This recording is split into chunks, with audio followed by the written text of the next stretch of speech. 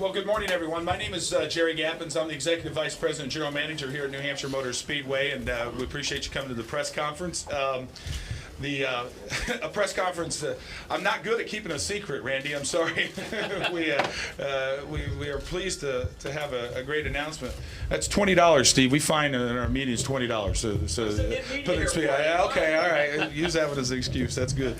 But we're just really pleased to come together with the group of people that we have here at the table to announce that the IZOD IndyCar Series is coming to New Hampshire Motor Speedway in 2011 on July 30th and 31st. It's a new breed of speed that's coming. It gives us a third major event. As most of you know in this room, I've personally been working on this with Bruton for almost 3 years, and to finally see it happen and to get together with Randy and make it happen is really gratifying. And I promised Randy that I would, as the promoter of this venue, I would bust my hiney to make it successful and put butts in the seats and make them proud of being in New England, and especially here at New Hampshire Motor Speedway, and I intend to do that. I'd like to introduce Randy Bernard, the CEO of the IZOD IndyCar Series, for his comments, but I'll introduce the table here. We've got Dario Franchitti, the Indy 500 winner from a few weeks ago, and then of course Randy Bernard, Bruton Smith, our chairman and CEO of Speedway Motorsports and a big IndyCar fan, and then Governor John Lynch, who has joined us here too. So I'll let you speak, and then I'd like to get a couple of comments from the governor on what it means to the state. Go ahead, Randy. Well, thank you very much. First, it's an honor to be up here at the New Hampshire Motor Speedway with Mr. Smith, and I'd like to thank him and Jerry for allowing us to bring IZOD IndyCar Series up here. You know, I've had a lot of questions on why up in New Hampshire, and you know, there's a lot of reasons. First of all, our fans wanted to see Loudon back on the series. I think a lot of fans wanted to see a short oval again, and as we saw at Iowa, short ovals are fantastic. We had 17 leader changes, and Tony Kanaan went from 15th to win it. And then you add that with having a great promoter. Mr. Smith's one of my heroes on the way he promotes. He's aggressive. And then we have Jerry, who's from Indiana. I think if you're going to bring a race to a place that you have to believe in the management team, and I can't say enough about wanting to come up here and to see the IZOD IndyCar Series here. So again, thank you. Thank you. Bruton?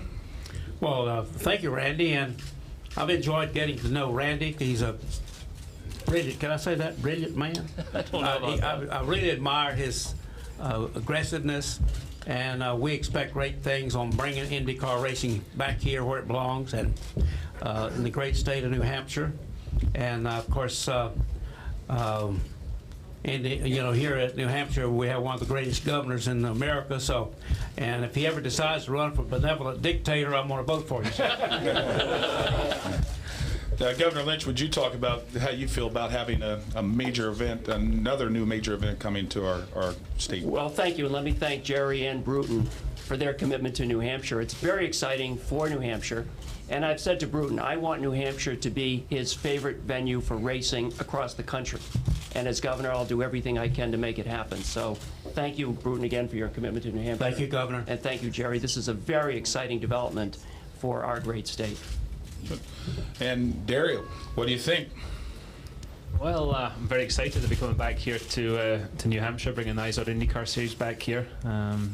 As Randy said, the short ovals are a lot of fun, and you know, we put on a great show in Iowa last week. So you know, we wanted to be back in the northeast area. The great track here at New Hampshire, so tie the two together, and I'm excited to be coming back to race next year, but also with what we're going on today as well. Good. Now, I don't know, do you know Mike Helton very well? Yeah, no, Mr. All right, I got to explain something very quick to you. Dario's going to go out and do some hot laps in between the national anthem and Gentlemen Start Your Engines. I called Mike Helton earlier in the week and said, I'd like to do this. I didn't call it a stunt. I called it a preview, and I asked him for permission to have the IndyCar, because obviously they're in control of the track today. And he said yes, and then he surprised me by saying, let's do it between the Gentlemen Start Your Engines and the national anthem aspect of it. So I told him last night, I said, I really appreciate you doing that. And he says, that's fine. You said you tell Dario not to crash and not to blow an engine and mess up the racetrack before our race. So I'll try and avoid I stuffed both my those neck things. out. I need you to stay clean out there, right? I'll try. All right. It's good. one of our race cars. IndyCar, so I'll really be trying. Good. We'll open up for Q&A here. Go ahead. At the risk of being devil's advocate, IndyCar kind of lost its luster up here when NASCAR first got up here in 1993. The crowds went steadily down, then came the split, eventually the divorce. Why will IndyCar racing work now when it didn't work in the late 90s? Because Bruton wasn't on the job as a promoter. Thank you for that. That's quite a compliment. I'm not sure because I was not here at that time, but it has changed drastically since that time. And we've got greater drivers, greater cars, and there's a lot of good things as a result of the man on my left here. And so I think you're going to see a great event, and we're just proud to get them back here. And plus, our Bruton with our other tracks, Texas, Kentucky, and Finion, we have a history of in the recent years of promoting.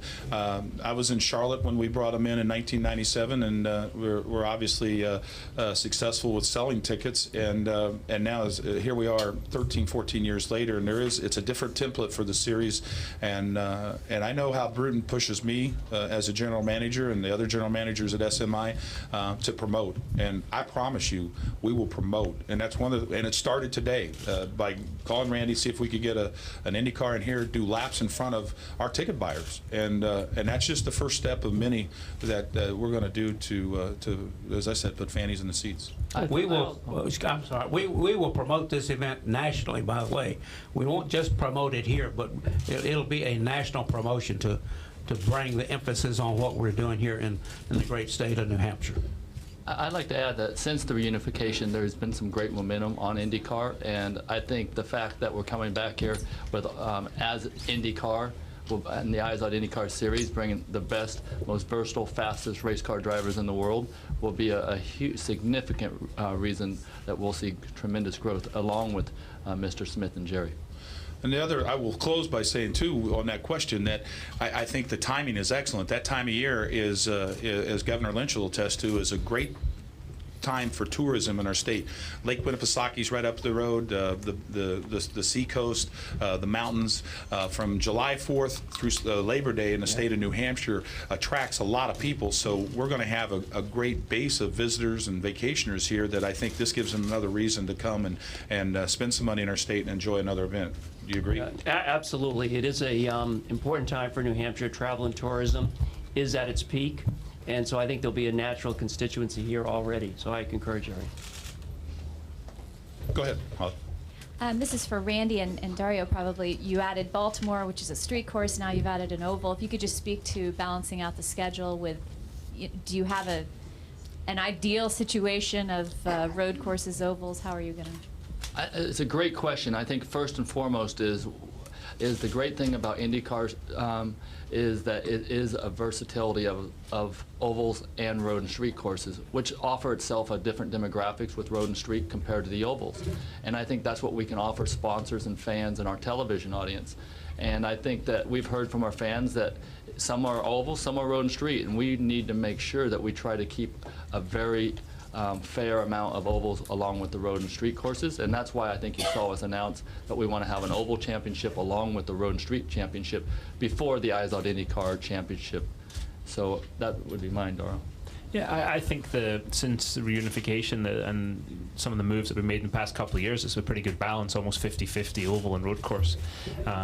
This year, because of some of the problems at Milwaukee and Richmond not coming back on the schedule there, we were missing some short ovals. And I really enjoy them. I think the fans enjoy them. And as Randy said, we put on a hell of a show there in Iowa. So to add another short oval is great, and to add a quality one like here at New Hampshire. I mean, this is perfect flat track, and 1 mile. It's going to be fun. So I like the way it's going. Right in the back.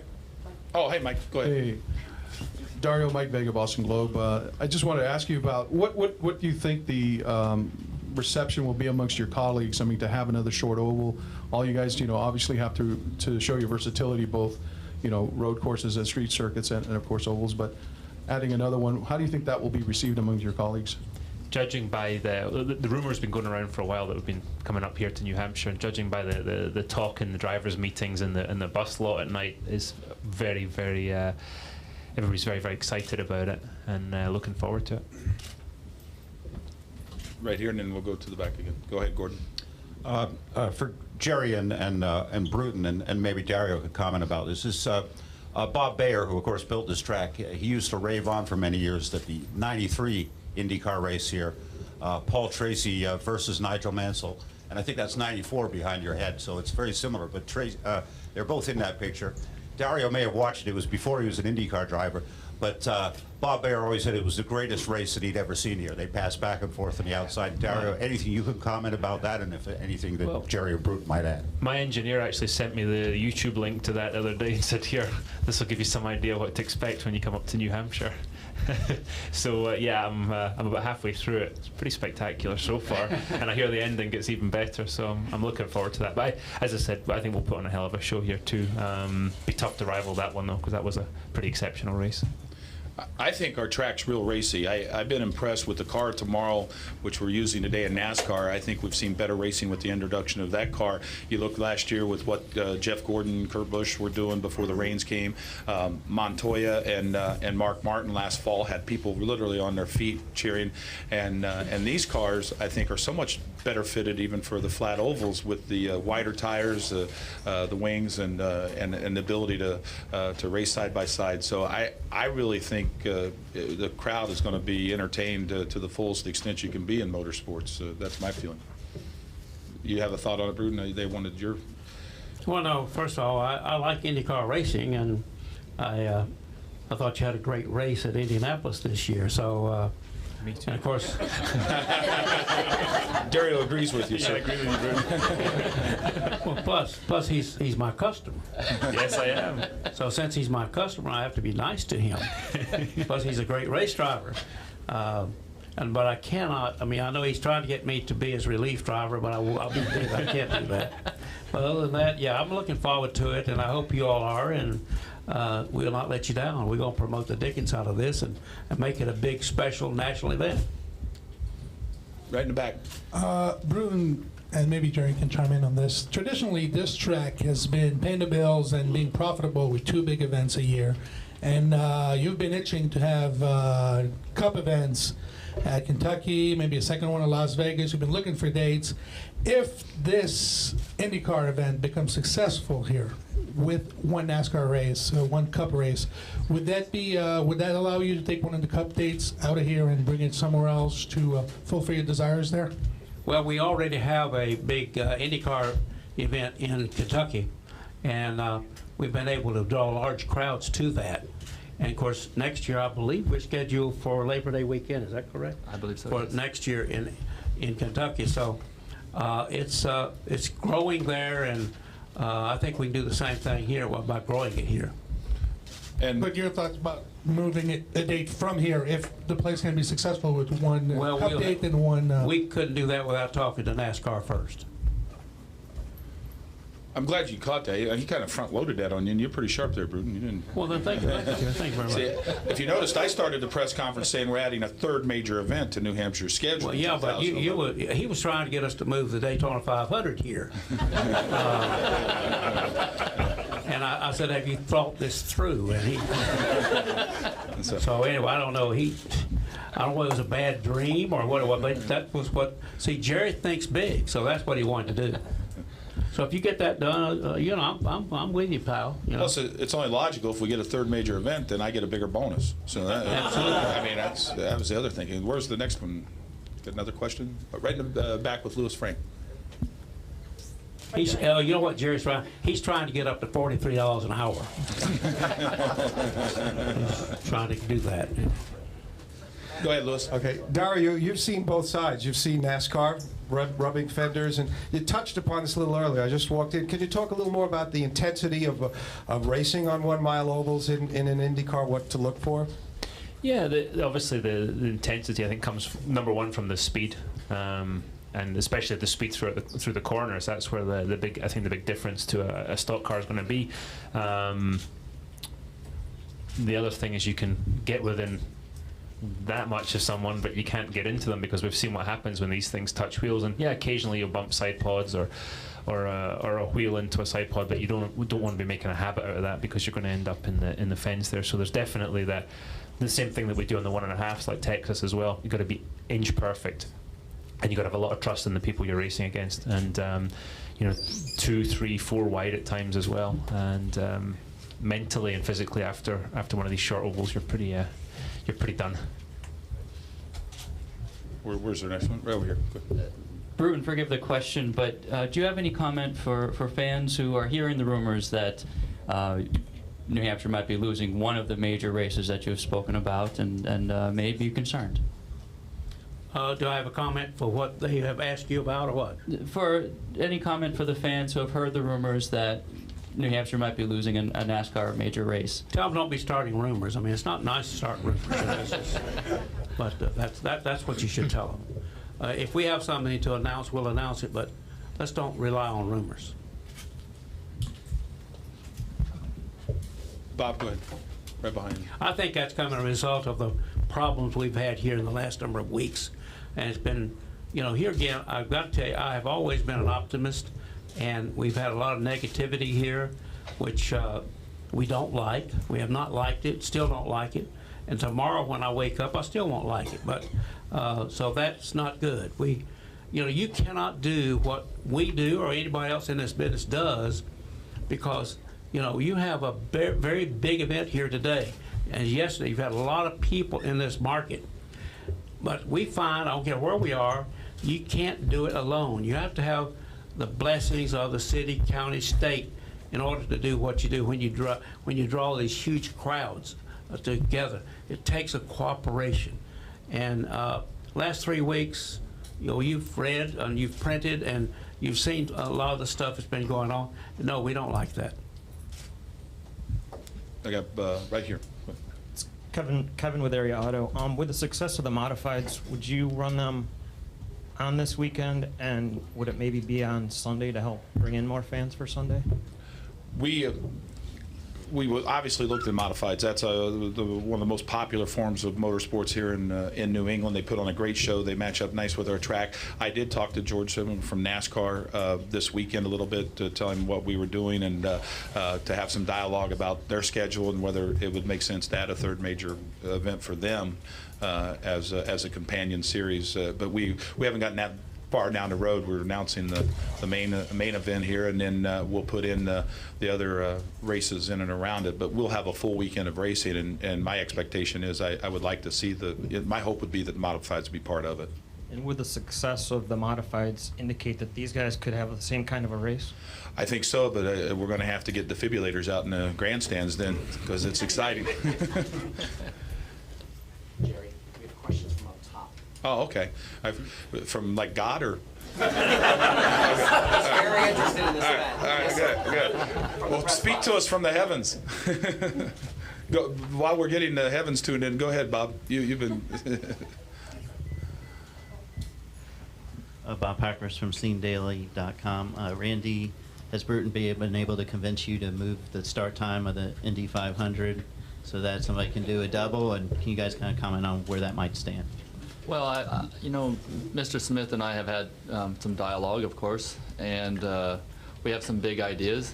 And part of those big ideas, we'll have to move the start time up to 11 a.m. And Jeff Belskis, who is the CEO of the Indianapolis Motor Speedway, will have some say on that as well. But I think we're all in agreement that 11 a.m. start has never been a deterrent from IMS. So I think it's one step in the positive direction to help Mr. Smith and I in some of our big thinking. Would you like to drive 1,100 miles for $20 million, Dario? Well, it's not just a drive when you got to win to get the 20 mil. That's the tricky part, right? That would be a long day. Go ahead. Christopher Leone on pitrow.com. SMI and IndyCar had a pretty strong alliance in the early days of the IndyCar Series, what with the races at Atlanta, Texas, Charlotte, New Hampshire. Now you're starting to come back to some of those tracks. I know IndyCar has been making a lot of announcements recently as far as the new car and the new engine. Will we be seeing some more announcements in the near future about more races at SMI tracks? I think that's a good question, Randy. Well, let me tell you, I think my grandpa always told you to you hang out with champ, you become a champ, and I think that we know Bruton Smith's one of the best promoters there is, and I think that the fact that he wants the IZOD IndyCar Series at his tracks is a great compliment to us, and I think that what we have to do is make sure that we are forward thinking and what's in the best interest of the IZOD IndyCar Series, and having Mr. Smith as our partner, I think the more the better. And I got to add to there, I think Randy's being a little bit modest. I mean, he came over to this series from the Professional Bull Riders Association, and I've read up on him, and I think if anybody can make cowboys and bulls famous, this should be a layup on this side of it, because this is pretty exciting. But this man's the one that came up with nicknames for bulls, made them almost as famous as the cowboys themselves. He's a cowboy himself. So what I'm really curious about, do you have some exciting nickname that you picked out for Dario yet? Because I think we got to treat the drivers like bulls. I think we need to get some names in there. No. Thanks. You're laying back on that one, huh? Yeah, I mean, from bull power to horsepower is about, you know, it's been exciting.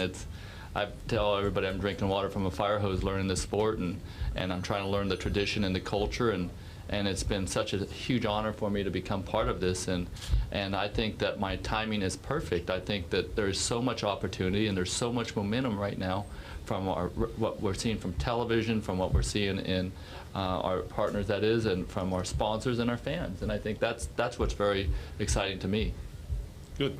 Jerry, don't say anything bad about bull riding, okay? I mean, it's not nice. I mean, that's an important sport.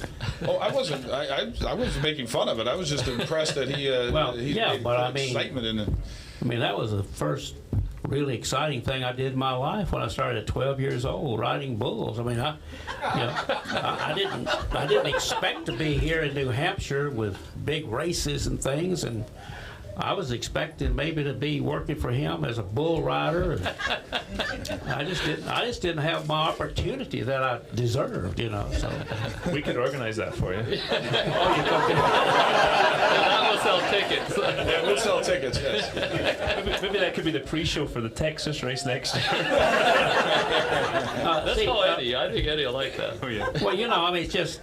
I think maybe they don't realize, but I was born and raised on a farm. I mean, when you're on a farm, there's not a lot of things to do other than work. So you have to create your own entertainment, and that's what I was able to do. And I never, we had one bull, I guess, that he and I finally we came to a clear understanding about things. And I also noticed that if they learn something today, next week they still remember. That's not to an advantage either. It's just, it certainly was not to mine, but you can tell us all about that because you were around it too. So but bull riding has been great in Las Vegas, and you're doing a fabulous job. I'm proud of you. Thank you. Yeah. And my career, I've been around bulls too, but in the PR industry, it's trying to differentiate from the truth and the BS. So that's right. All right there together, right? Yeah. Go, Mike. Governor Lynch, Michael Vega, Boston Globe, you just sat there and heard Mr. Smith kind of, list some of the laments he had about, what it takes to operate this type of venue and to get that cooperation. Certainly the state has been, cooperative in helping, this track. But you've read and obviously you've seen some of the reports about the struggles that they've had here at the local level. What is the state prepared to do in order to maybe alleviate some of those concerns? Well, preparing for a race like this with 100,000 people is a huge logistical challenge. And I personally have met with people from the state, Department of Transportation, Department of Safety, and I'll continue to do what needs to be done in order to facilitate this type of event continuing in the future. As I said, and I think Mr. Smith said it as well, it's a huge logistical challenge. It involves lots of people working together collectively, collaboratively, for the purpose of making the race weekend successful. And I'll continue to do everything I can on my part to continue to make this happen. Just maybe as a follow-up, maybe do you feel it might be necessary for the state to intervene and to enact the plan and maybe remove it from the local level because it is such a huge event? I want the race weekend to be successful. And as I've said before, I want New Hampshire to be Mr. Smith's favorite venue for racing. and I'll do everything I can to make sure that happens. Go ahead. Question for Randy. The mayor of Quebec City has been vocal in saying he would like to have an IRL race there. Has there been any talks? What's the status on that? Because obviously they've been talking a lot. The promoters been talking, and we haven't heard anything from your side of things. There has been communication back and forth. We sent a letter a couple weeks ago saying that we are interested. I think there's a tremendous amount of promoters out there that are wanting to bring an IZOD IndyCar Series event to their city, domestically and internationally. And right now, what we need to do is weigh through which ones, look at the pros and the cons, and see what's in the best interest of our sport in the long term. The fact that the location here and there are, it's not too far away. Do you see synergies being there? Tapping on the same market, or is it very different market just because of the border? I think it's a different market, but I think that, being that Mr. Smith's the partner and Jerry, I think we'd want to take some of their feedback and have their opinion on it as well. I missed the first part of your question. What city you're talking about? Quebec City. Where? Quebec City. It's Canada. Oh, Canada. Oh, well, see. Charlotte is further away. Yeah, but Canada, see, that's above my pay grade, so I didn't know where. I thought you were going to break into their national I've been anthem trying to there. find out whether my pronunciation, is it Canadian or is it Canada? What? If I'm from Canada, am I Canadian? No, you're Canadian. Canadian. Quebec, you're Quebecois, so you have to say it in French. That might be I know that if I'm speaking to in an English term, a lieutenant, I call him a lieutenant, don't I? Yeah. So I'm learning something about Canadians. No, Canadian. I bet you have a question, I can tell. Thank you. I just want to know how fast you're going to be going out there on average, and if it's going to be posted on the scoreboard for fans to see that. No, but it won't need to be. I got an announcer that's going to scream and holler it into their ears. Well, one thing, I got to thank NASCAR and Mr. Helton for letting me go out and play on their track today. And also Mr. Smith for letting me play on his track too. Thank you so much. I'm looking forward to it. I don't know how fast we're going to be going. As I said, it is a race car. It actually was the backup car for Indy, so we've never been here before. The setup's kind of a hybrid, but once I get the tires warm, I'll be giving it some, trust me. I have no idea how as quickly as I can safely go, put it that way. And not make Mike Helton mad. I'm not going to make Mike Helton mad. No, I've done that once before. That was enough. That was enough. It's a whole other story. We have another Indy car with 2 seats. Would you like to ride in? Oh, you what? Okay, got I've done that. I don't know. We got. We'll have to weigh you in and see if we can. Okay. So the way I got Bruton's permission, Dario, was I told him Ashley was actually driving the car and saying. Yeah, she's working today. Sorry. We got time for one more question, and then we got to go over to the drivers' meeting here too. We're good. That's good. Good. Oh yeah, we'll do the group photo here, and thank you. Thank you. Thank you, everyone. Thank you.